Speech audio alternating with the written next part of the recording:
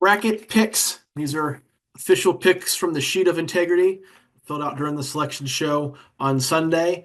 There are some that I were more difficult to fill out than others, difficult to pick than others, but we're rocking with what we do Sunday. Spend the whole season watching the sport and studying the sport, digging into numbers. Gut feelings and initial reactions are generally I have found to be more impactful and more correct than the ones you go back and forth on and change your pick on a couple different times. So we're going with the original picks from Sunday. I'm also picking all the first four games because those are NCAA tournament games too. I hate how those are kind of swept under the rug. Tuesday night, Wednesday night are NCAA tournament games. Teams that earned automatic bids are playing in those games. Those are tournament games. We're going to start with those. Picking Alabama State over St. Francis. St. Francis, according to HeatCheck CBB's tournament index created by Eli Becker, one of the worst teams that's ever made the field. Ever. Rock with Alabama State. I'm also going to pick North Carolina to beat San Diego State. I know a lot of people thought UNC should not be in the field. I thought they should have been in and probably deserved to be in. One, I think there's some just pushback that they're going to play motivated because people didn't think they were going to get in. I also don't trust San Diego State's offense. They have been playing much worse recently. Overall, injuries have had something to do with that. But I'm going to rock with the Tar Heels. And then in the other 16 on Wednesday night, the 16 matchup, I'm going to pick American over Mount St. Mary's. And I'm also going to pick Texas over Xavier. Talk about a team that I don't think should have gotten in. I don't think Xavier should have gotten in. They have worse metrics than North Carolina, every category pretty much, and have the same number of quad one wins. They got lucky that we are talking about North Carolina. I don't think Xavier really deserves to be in the field. Give me Texas and their seven quad one wins. So those are the first four matchups. Let's go to the South region. Auburn beating Alabama State because they're Auburn. Alabama State's not going to really have anything for them. I'm going to pick Creighton to beat Louisville, partially because everybody and their mom is picking Louisville to win this game because it's in Kentucky and people are getting ahead of themselves talking about Auburn essentially playing a road game, could be a road game in the second round.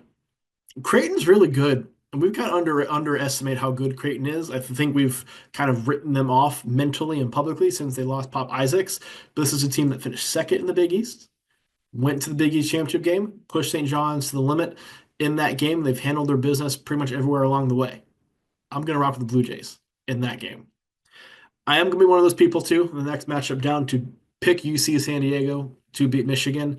I think UC San Diego is one of the best mid-major teams in the country, have been all season long. Talked on this channel about how they force turnovers and Michigan turns it over all the time, all that stuff. There's also the aspect of every year, there's typically one team that catches fire in their conference tournament that then flops on their face in the NCAA tournament. Last year, in this region, in this pod in the bracket, was Auburn against Yale. I think Michigan could be that team this year against a really good UC San Diego team that also shoots the three really well, which nobody's really talking about. Speaking of Yale, they played Texas A&M. I don't think an upset's happening here. Texas A&M, I don't know how high their ceiling is. I trust their floor because of the way they rebound and defend. And their athleticism is going to make a difference in this game. Ole Miss against UNC in this 6-11 matchup, taking Ole Miss. I don't trust UNC to put together a string here, even though I think they should have gotten in a string of victories. Give me the Rebels. I'm going to take Iowa State over Lipscomb as well. I really like Lipscomb, but Iowa State is a bad matchup for them. I think they're too physical, too quick.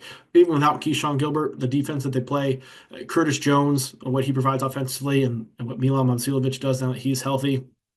Trust Iowa State to advance to the next round. Picking Marquette over New Mexico. New Mexico has not been great against great teams or top end competition this season. Marquette, Cam Jones, I don't think they're going to lose in the first round. Then Michigan State over Bryant.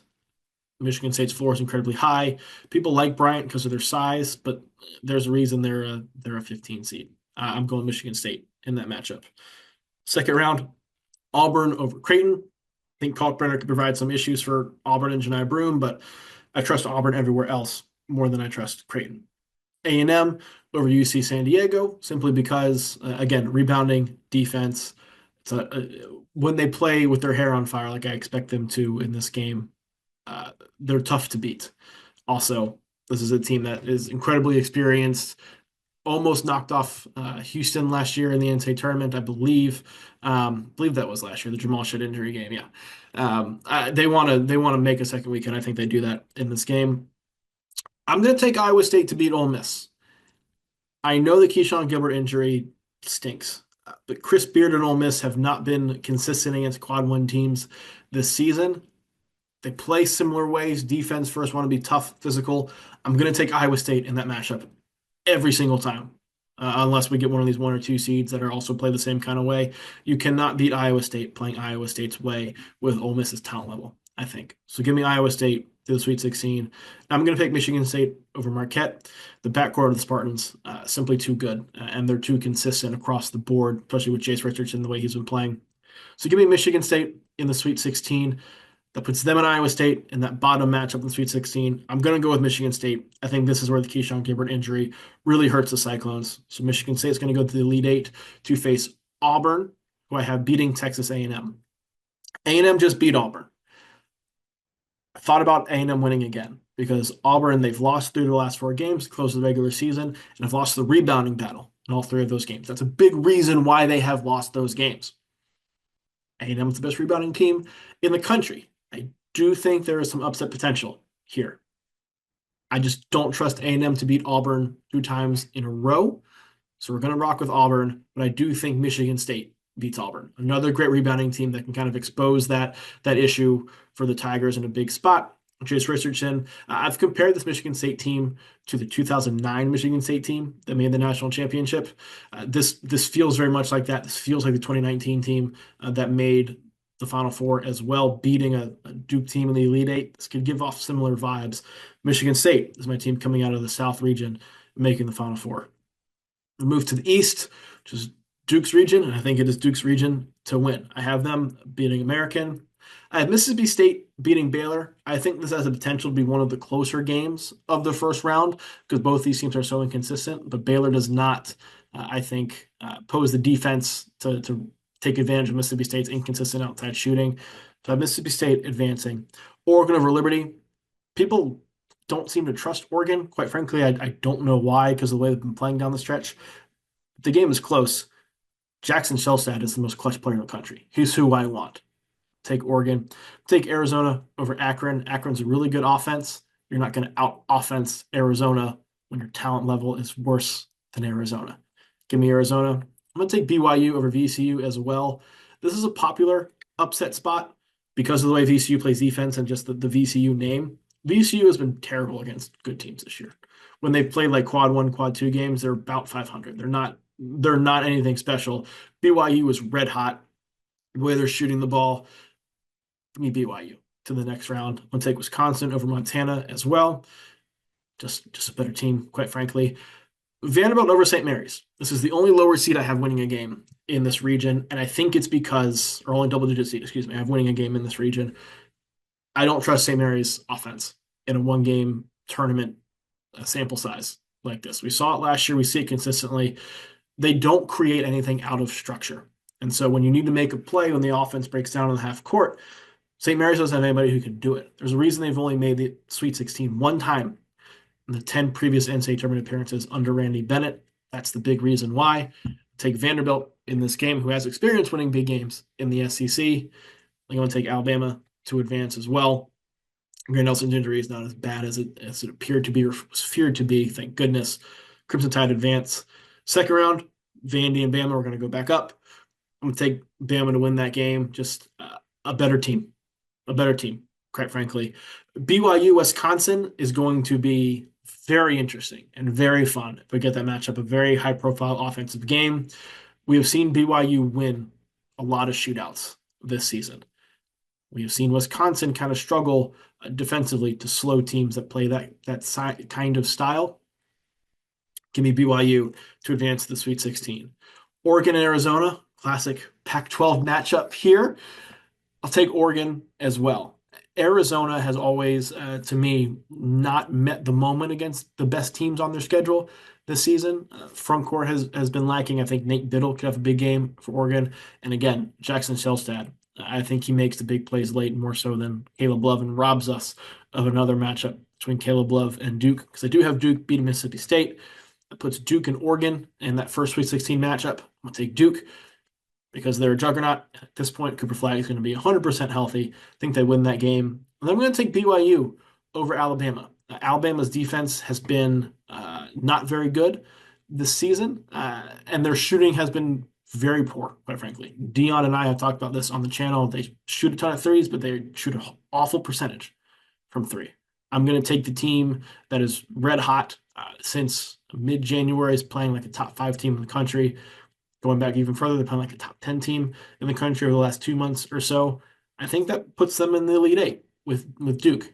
If they were not in region with Duke, I'd be very, very tempted to play BYU in the Final Four. Maybe that is Greg just getting to me and Carter getting to me about the BYU love. But this team is very good. Very, very good. Problem is, Duke is potentially an all-time great team. So Duke advances to the Final Four out of the East region. In the Midwest, Houston is the number three overall seed. I have them beating Edwardsville. And then in the 8 and 9, I have Gonzaga beating Georgia. I think Gonzaga is really, really good. Georgia, I think, is here and deserves to be here because of the wins they've gotten this season. They're the last team to beat Florida. We'll get to Florida many more times here in this bracket pick. But I don't think they have what it takes to handle Gonzaga and Gonzaga's tournament experience. Give me Gonzaga. I'm going to take Clemson over McNeese. We saw McNeese in this spot in a 5-12 game lose in a blowout last season to Gonzaga. I don't think this year's McNeese team is as good as last year's McNeese team was. Clemson's going to win that game. And then I'm picking Purdue to upset or to fall the High Point in an upset. High Point upsetting Purdue. Both teams have really good offenses. Both teams struggle defensively. I think Jocelyn Bodo, High Point's big man, who's the two-time defending Big South Defensive Player of the Year, could make a big impact. He is one of the nation's very best rebounders. I think he's top 10 both offensive and defensive rebounding rate. He is one of the best shot blockers in the country. I think he's going to shut down the paint for Purdue, make life tough on Trakoff and Wren. It's going to become, can Braden Smith score 50 and win you a game? Which he certainly can. But High Point's got the guards on the other end who excel at getting into the paint, finishing around the rim. They shoot the three at a pretty high level too. This to me is a really good matchup for High Point and a bad one for Purdue. So give me High Point to win that game. Next one is Illinois, Texas in that 6-11 game. Texas is inconsistent as they've been. Goes up against an Illinois team who's been very inconsistent as well. But I think Illinois has much more depth. I don't trust Rodney Terry to win a game like this. So I'm putting Illinois through to face Kentucky. This is one of the games against Troy that I went back and forth on for a while because I think Troy is a very, very good team, really good defensively. Tatum Connerway, Troy's star, is one of the best two-way players in the country. It might be the best two-way player that nobody talks about or flies under the radar because he plays for Troy. That being said, I still think Kentucky wins. Even as injured as they are, I think they find a way to get it done. They've still been playing at a pretty good level, as injured as they've been. It limits their ceiling. I don't know if it really hurts their floor. To be honest, I'm also pretty ingrained in Kentucky winning a game this year and Mark Pope winning a game after everything I've said since Kentucky hired him. But I think I truly think they can get this done against a Troy team that is good but lacks size, and I don't know if they can throw Kentucky off offensively. So give me Kentucky to the next round. I'm going to take Utah State to upset UCLA as well, at least a seed line upset. Utah State has been very, very good offensively this year. UCLA has been inconsistent. They kind of go as their guards go. I do not trust inconsistent guards at this point in the season. Utah State, I think, is a much more trustworthy group in terms of how they play day to day. Take Utah State through. Speaking of consistency, Tennessee. Vols go through. That's going to get us a 2-10 matchup between Tennessee and Utah State. Tennessee is just the better team. I think they're back to playing like the team that was ranked number one for a good part of the season. We forget that. I think they've kind of recaptured that the last couple of weeks or so. We saw it in the SEC tournament. Sky Ziegler's playing at a phenomenal level. They advance. Illinois, Kentucky could go either way, and I kind of hate that they're playing each other in this pod, but I'm going to take Kentucky. I don't trust Illinois to bring it back-to-back games like this against this level of competition. I do trust Kentucky to at least play with a little bit of toughness. Otega Oweh playing a big part in that. So going to be Kentucky winning that game. Clemson beating High Point. Would not surprise me if High Point won this game. I think they're a very, very good team. But there are few teams in the country who play as consistently as Clemson does. Their floor is incredibly high, and they play above that floor pretty often. But even on their off days, they take care of business. I think that happens in this game. Which brings us to the 1-8 matchup between Houston and Gonzaga. Two teams I have been down on this season, certainly compared to the consensus and how we view them. But I do think Gonzaga wins this game. I trust Gonzaga's offense and Mark Few to find a way to deal with Houston's defense. And I do not trust Houston's offense to do everything it needs to do. For Houston to be as good as Houston, people think Houston can be, win a national championship. Milos Uzan has to be one of, if not the best player on the court. He is not the best point guard in this game. That is going to be Ryan Nembhard. Gonzaga advances to play Clemson. This is where I think the flaws with Gonzaga maybe come into play. Again, Clemson, very consistent, no real holes in their game. I think they take advantage of some opportunities here and they were able to beat Gonzaga, advance the Elite Eight, where I have them facing Tennessee over Kentucky. Kentucky has beaten Tennessee twice this season, but I do think Tennessee is playing better. It's very hard to beat a team 3 times in a season. So give me Tennessee. Creates an all-orange matchup between Clemson and Tennessee in the Elite Eight. Give me the Vols advancing out of that. This will be the program's first ever Final Four appearance. Rick Barnes was knocking on the door forever. I think they get through because of the way Sakai Ziegler is playing, because of the way Jordan Gainey is playing, giving them another scoring option next to Ziegler and Chaz Lanier. Vols go to the Final Four. So that has 3 of our Final Four teams: Michigan State, Duke, Tennessee. In the West region, we're going to start with Florida over Norfolk State. Obviously, UConn, Oklahoma is going to be a lot of fun as well. I think there's a chance to be like a Jeremiah Fears legacy game. People like UConn because of the pedigree that comes with UConn, understandably. But I think that also caused you to look past some of the defensive inconsistencies and the offensive struggles they've had at times this season, particularly if Lee McNeely is not playing his best. I would take Fears over McNeely in the NBA draft. I would take it in this game. Oklahoma advances to face Florida. Memphis, Colorado State, and Maryland, Grand Canyon. These are the 5-12, 4-13 matchups in this region. These were the last games that I filled out. I had a really hard time with both of these games. Tyrese Hunter's injury for Memphis, I think, makes things interesting for the Tigers because he is so vital to what they do defensively, and having him and PJ Haggerty together in the backcourt gives them one of the best backcourt duos in the country. See what happens there. Even if he does not play, I'm still going to pick Memphis to beat Colorado State. Colorado State is red hot. They're playing so well right now, and I love that. I don't think they can match up with Memphis' athleticism. This Memphis team was a top 15 team in non-conference when they were actually playing good teams because they beat a lot of those good teams. I think that's still in there with Memphis. So Memphis advances. Maryland, Grand Canyon, I'm taking Maryland. Maryland's depth concerns are a major concern of mine, particularly as we get further in the tournament. Grand Canyon is a very, very good team, and they're a team before the season I said had real Sweet 16 potential. Like I thought this team could go pretty far. But they are a team that has kind of floated through the regular season. They're an experienced group, returned a lot of last year's team, knowing that they were better than who they were playing. They lost some games that they should not have because they just didn't seem to really care. They were able to flip it on in the WAC tournament, won the WAC tournament to get to the spot. I kind of think there's some bad habits that have built up that may cost them. So I'm going to take Maryland in this game over Grand Canyon. That's one that I'm watching. I'm going to take Drake over Missouri as well. Drake has been phenomenal this season. I don't need to tell you about Drake. Missouri's defense has been dreadful, absolutely dreadful down the stretch of the season. Drake's offense is going to take advantage of that. Texas Tech over UNC Wilmington. Not too much analysis there, other than Texas Tech is just better. Kansas over Arkansas. I know Arkansas is getting Boogie Flan back. To me, that might be a bit more of a problem than anything. Arkansas went on their run when Boogie Flan got hurt. I don't think that they are, quote unquote, better without him. But throwing in a ball dominant player who did not play much during the season, particularly down the stretch, at this point in the year, may throw you out of rhythm. I'm going to take Kansas, and I'm going to take St. John's to beat Omaha. St. John's can't really shoot, but they play at a really high level. Everywhere else, too much athleticism, too much talent there. That brings a really fun St. John's Kansas matchup in the second round. I'm going to take St. John's to win that game. They're going to take full advantage of Kansas's offensive limitations. John's advance to the Sweet 16, where they will face Texas Tech. I'll have beating Drake. I think this is the game where Drake's lack of athleticism and size comes into play because Texas Tech is a really well-coached team. Drake gets a lot of their stuff by kind of like scheming it up. I don't think that'll work in Texas Tech. I think JT Toppin is a difference in that game. Maryland over Memphis in that 5-4 game in the second round. Depth concerns for Maryland are real, kind of real for Memphis too with the Tyrese Hunter injury. Maryland advances. Florida over Oklahoma. Florida is just way too good.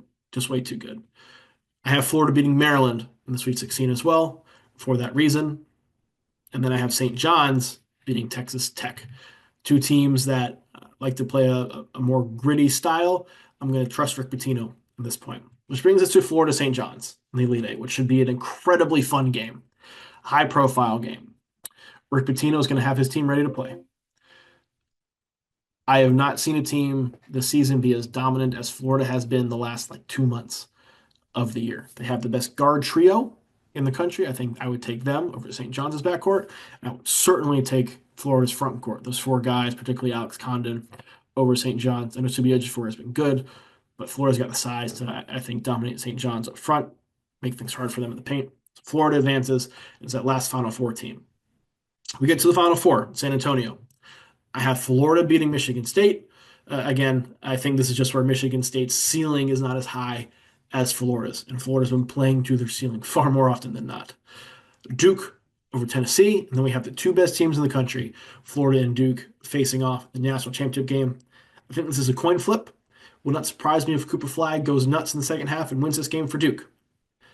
That being said, I'm taking Florida. I trust the other people on Florida more than I trust the other people for Duke. Give me the Gators.